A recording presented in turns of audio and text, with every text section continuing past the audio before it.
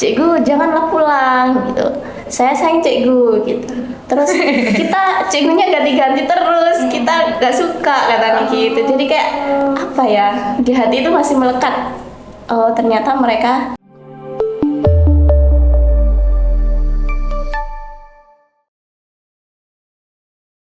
Assalamualaikum warahmatullahi wabarakatuh. Hai Sobat The Studio, kembali lagi di podcast Dakwah Tuna Studio, tempat ngobrol santai tapi penuh makna. Di sini bersama aku, Afiqatus Salimah, yang akan menemani kalian beberapa menit ke depan. Nah, di sini kita akan membahas tentang KKN internasional. Ternyata di Indonesia atau Universitas Islam Syarifuddin Lumajang ada KKN internasionalnya loh. Di sini kita bersama kakak-kakak perwakilan KKN internasional, tepatnya di Malaysia, dan tentunya berbeda latar belakang, jurusan, dan semesternya sama ya kak? Sama semua. Nah, bisa perkenalan terlebih dahulu untuk menyapa Sobat The Studio. Hai, perkenalkan nama saya Berli Wijayanti, bisa dipanggil Berli. Saya dari Prodi Pendidikan Agama Islam semester 6 Universitas Islam Syarifuddin Lumajang. Sudah. Halo, saya Putri Anur Faiza dari Program Studi Komunikasi dan Penyiaran Islam atau KPI. Semesternya sama, semester 6. Oke, di sini emang untuk KKN itu di semester 6 ya kak ya? Atau di semester berapa untuk yang KKN internasional? Kalau untuk yang KKN internasional itu memang minimumnya itu semester 6. Oke, dan bisa cerita sedikit kok bisa sih sampai ikut KKN internasional gitu?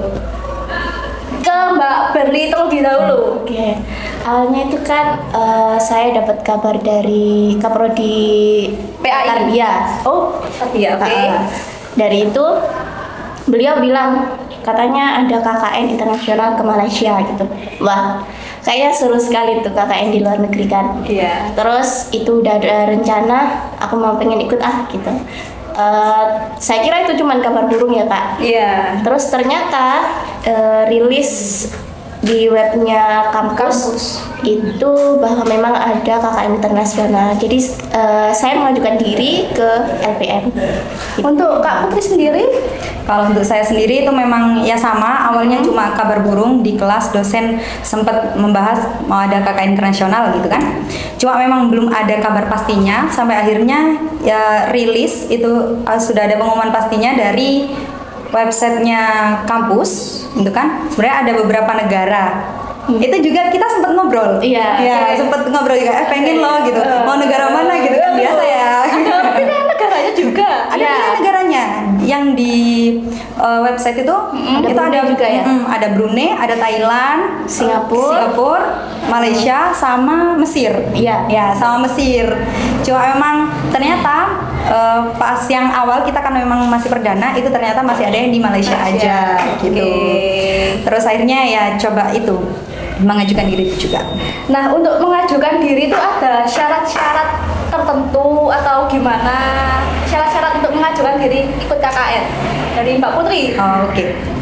Kalau untuk syarat tertentu itu yang pasti sudah bebas tanggungan kampus ya. Misal kayak UKT, intinya itu udah harus lunas minimal semester 6. Ya. Untuk nilai Kak?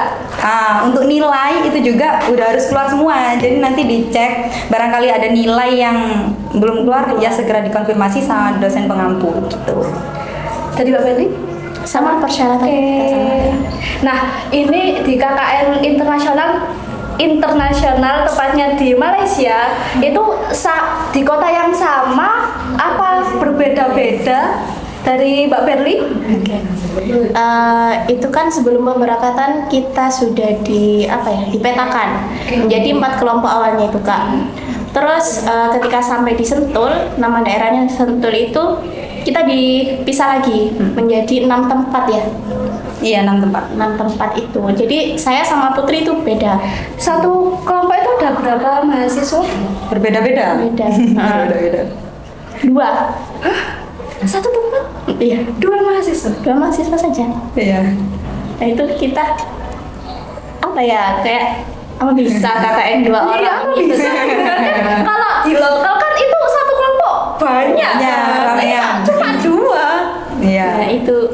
juga tantangan sendiri sih bagi kita.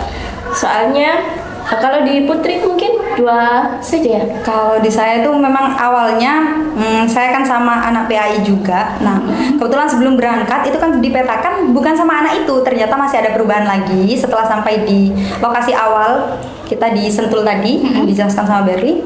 Itu ternyata masih dirubah lagi lah tempatnya gitu. Ternyata sama anak PAI yang berbeda. Soalnya memang ini kan PAI semua kecuali saya yang KPI. Itu perbedaannya. Kan 7 mahasiswa KM, 6 itu PAI, yang 1 KPI. Yang satu KPI, satu-satunya. Gitu. Jadi ya itu, cuma emang 2. Kalau di saya 6. 6. 3 dari UNU, 3 dari Unisha. Gitu. Emang kolaborasi gitu ya di logo Iya. jaketnya. Oh iya, yang tahap 1 ini kolaborasi ya. Oh, ada tahap 2 juga. Oh, ada dong. Makanya yuk. Oke. Tahap 1 memang kolaborasi bersama 3 kampus ya. Iya, 3 kampus dari Universitas Nahdlatul Ulama Pasuruan sama STAIS Pasuruan juga. Gitu. Terus boleh tahu nggak spill dikit Kak, di sana itu ngapain sih Kak? Ngapain ya? Iya, kegiatannya itu ngapain? Kak Berli? Iya, senang-senang. Kak Putri dulu deh. Oke. Kalau dari aku sebenarnya KKN di sana itu kita memang ditempatkannya di lembaga pendidikan ya. Iya. Itu sebenarnya bukan jurusan KPI, bukan jurusan KPI gitu kan. Malah cocoknya ke mereka yang PAI gitu. Iya. Apalagi saya beda sendiri. Saya di sana itu ngajar, kegiatan pastinya itu mengajar setiap hari, Senin sampai Jumat itu mengajar. Kemudian kalau malam itu mengaji. Tapi masih anak yang sama sih sebenarnya. Soalnya mereka yang sekolah di satu tempat, itu di tempat saya, itu masih lingkup sana aja rumah-rumahnya gitu. Jadi mengajinya ya di tempat yang sama gitu. Itu kalau saya. Untuk Kak Brenda sendiri, gimana nih kegiatannya selama KKN internasional di sana gimana? Kalau kegiatannya saya di sana ya sama juga ngajar. Sebenarnya sih yang ngajar itu saya dapat informasi dari kepala sekolah yang di tempat saya itu siapapun itu bisa mengabdi di sana. Bahkan pernah ada yang dari jurusan kedokteran ngajar di sana. Itu juga dari kampus Ternama juga ada, dari Brawijaya juga itu ada di sana. Terus kegiatan sehari-hari kalau paginya yang ngajar. Mulai dari jam 8 sampai jam 3. Setelah itu Jam 8 sampai jam 3. Nah, di sana subuhnya jam 6, Kak. Oh iya Beda. beda. Terus setelah maghribnya setengah 8 ya. Iya, maghribnya setengah 8, 19. Itu ngajar ngaji juga sama.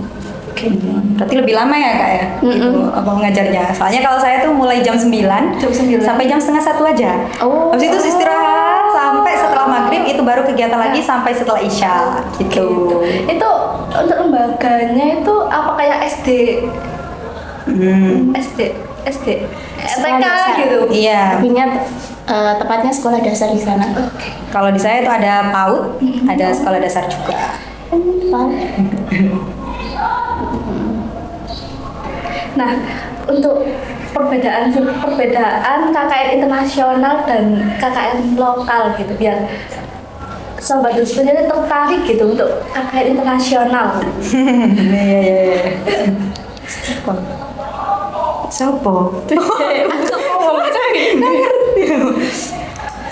Sebenarnya kalau ditanya perbedaan, kita kan cuma pernahnya KKN internasional ya.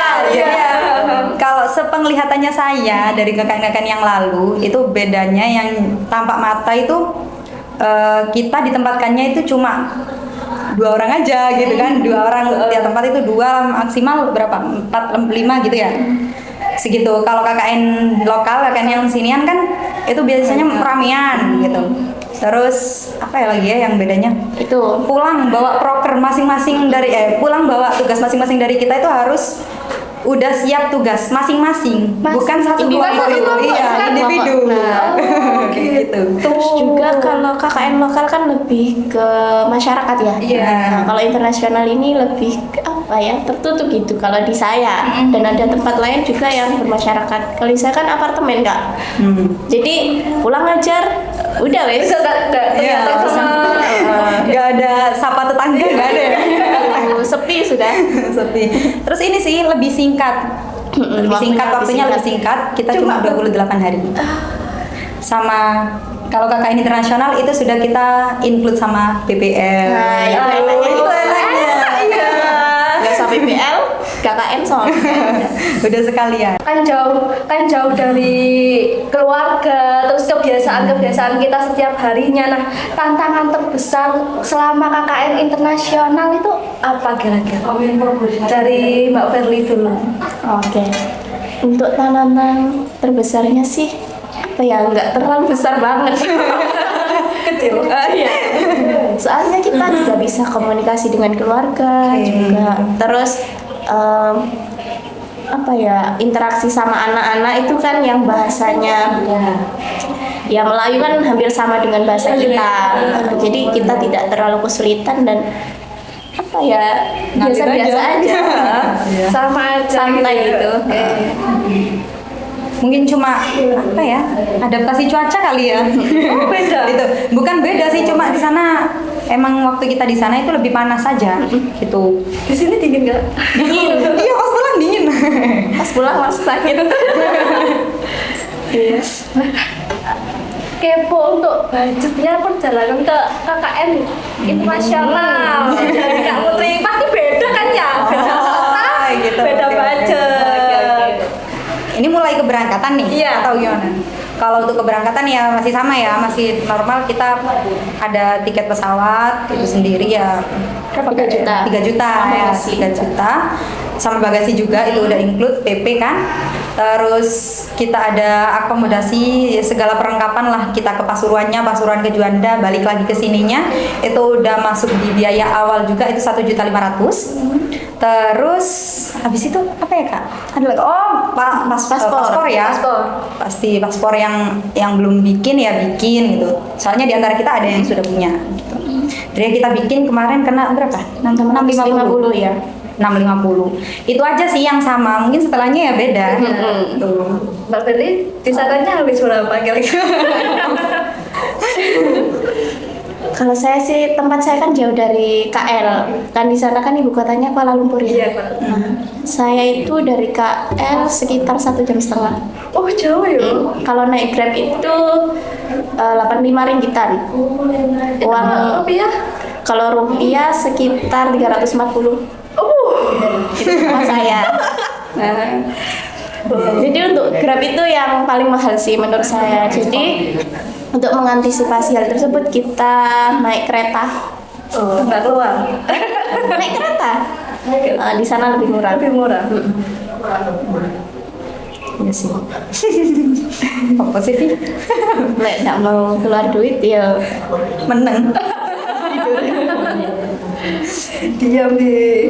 Tapi sebenarnya sih ya, tapi sebenarnya nggak terlalu ini ya, jangan terlalu memikirkan biaya makan inilah itulah. Soalnya kita memang disiapkan kok. Kita baru datang itu nggak usah bingung ditempatkan di mana aja sama gitu kata pengelola ya. Kata pengelola itu dimanapun sama, pasti kalian disediakan makanan pokoknya gitu. Jadi kita tinggal masak-masak aja.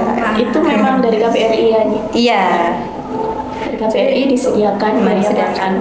Masalah perut aman lah ya Kak ya. Aman. Oh. Kalau lebih aman lagi ya apa nggak keluar. Pastinya nih ada pengalaman yang berkesan lah ya. Kan berbeda nih Malaysia sama Indonesia. Apa sih pengalaman yang berkesan dari Mbak Putri dulu? Pengalaman paling berkesan apa ya? Sebenarnya gini, cerita dulu ya. Kalau di tempat kita itu masing-masing kita itu memang yang kita ajar itu sebenarnya anak-anak migran, gitu kan? Anak-anak migran lah itu. kan ada di PKBM PNF. Jadi PKBM PNF itu memang nampung anak-anak yang anak migran kan nggak bisa tuh masuk sekolahnya di Malai ya kan. Jadi KBRI ya punyanya itu punyanya KBRI. Kita bantunya di sana, ngabdinya di sana. Jadi sebenarnya kalau masalah bahasa Melayu pun kita nggak terlalu kerepotan ya, masih serumpun lah, masih sama ya bahasanya.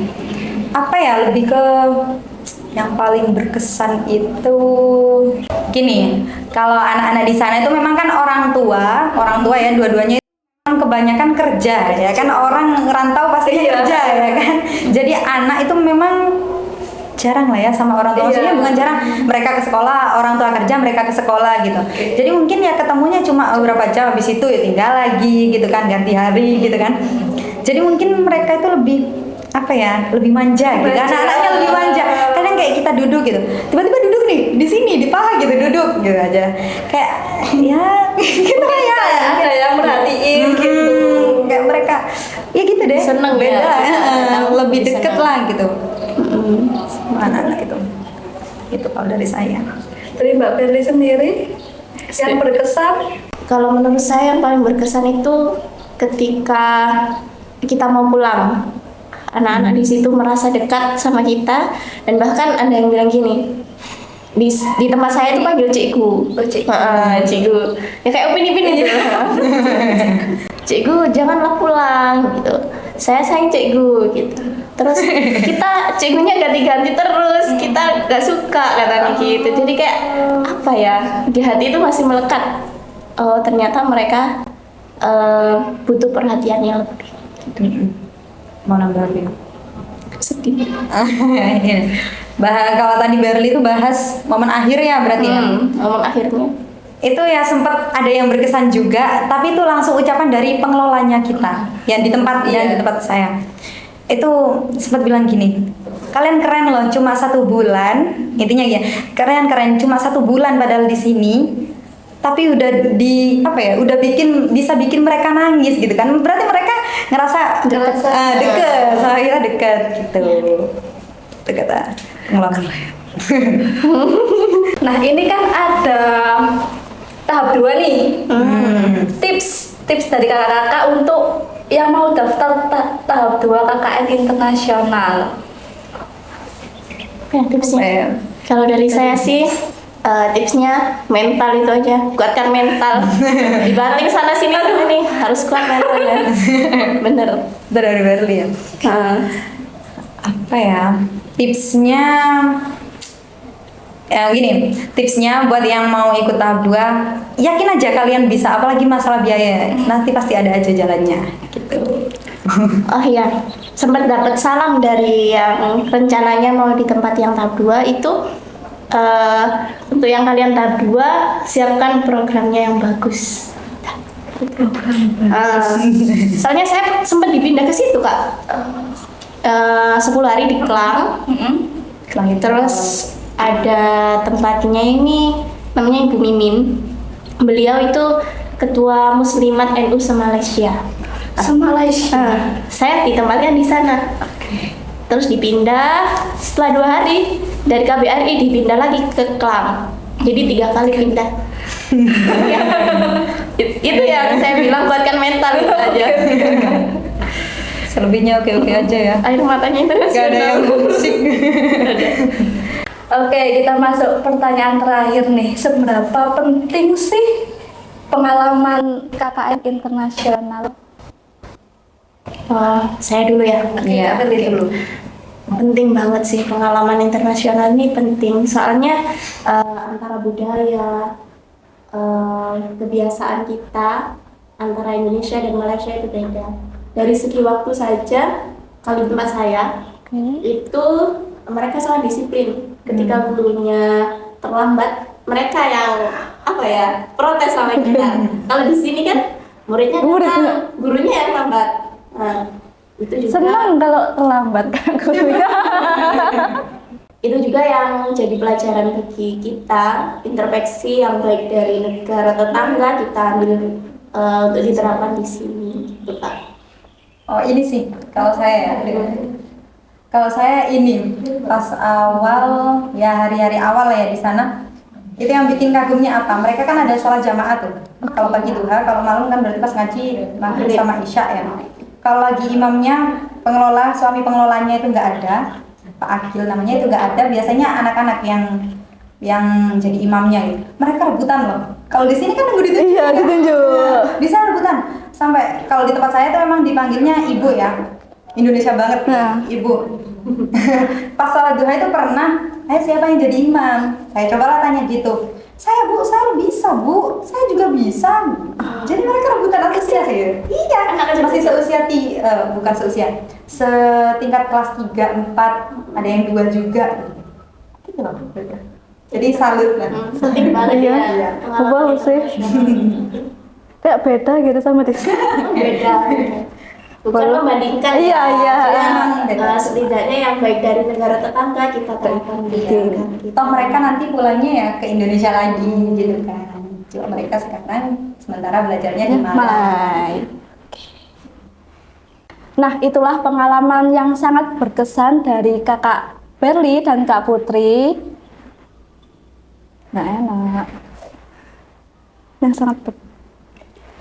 Nah, itulah pengalaman dari Kak Berli dan Kak Putri yang sangat berkesan sekali saat KKN internasional di Malaysia. Untuk kalian jangan khawatir kalau kuliah di Indonesia, kalian bisa mengabdi sambil mengajar dan tentunya bisa keluar negeri juga. Sekian podcast kita kali ini. Jangan lupa like, subscribe, dan share. Wassalamualaikum warahmatullahi wabarakatuh.